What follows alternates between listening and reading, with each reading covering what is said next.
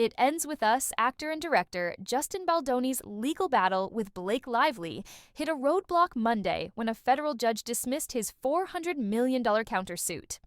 Baldoni and production company Wayfarer Studios sued Lively and her husband, Ryan Reynolds, for defamation in January. He sought at least $400 million for damages that included lost future income.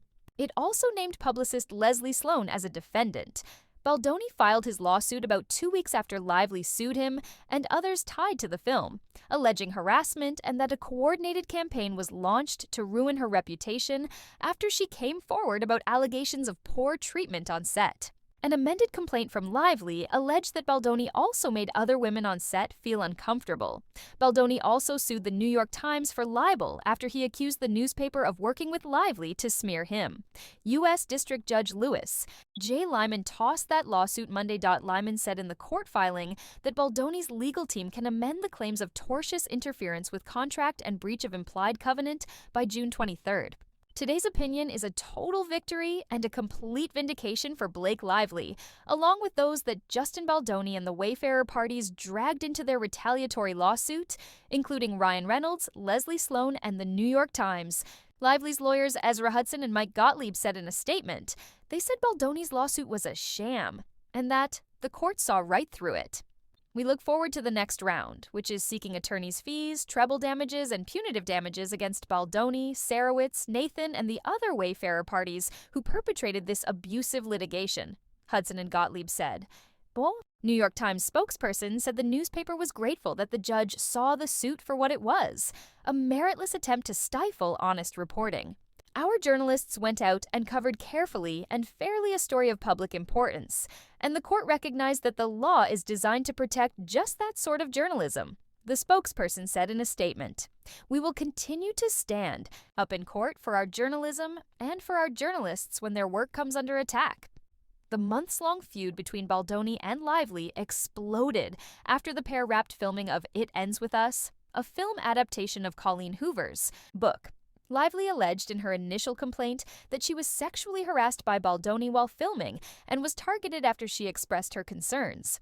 Lively also accused him of hiring a crisis publicity firm to engage in a social manipulation campaign to ruin her reputation. Baldoni has denied the allegations. Taylor Swift was dragged into the bitter legal battle after Baldoni's attorney tried to subpoena her as a potential witness.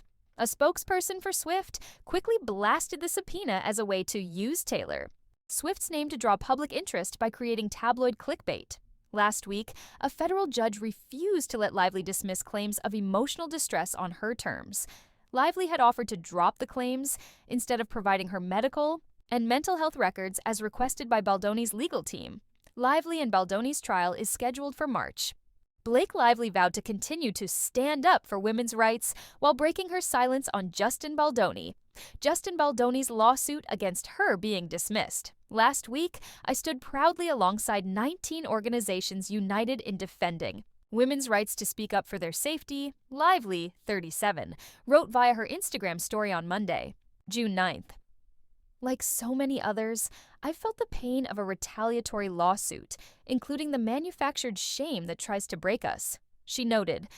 While the suit against me was defeated, so many don't have the resources to fight back. Lively revealed, I'm more resolved than ever to continue to stand for every woman's right to have a voice in protecting themselves, including their safety, their integrity, their dignity, and their story.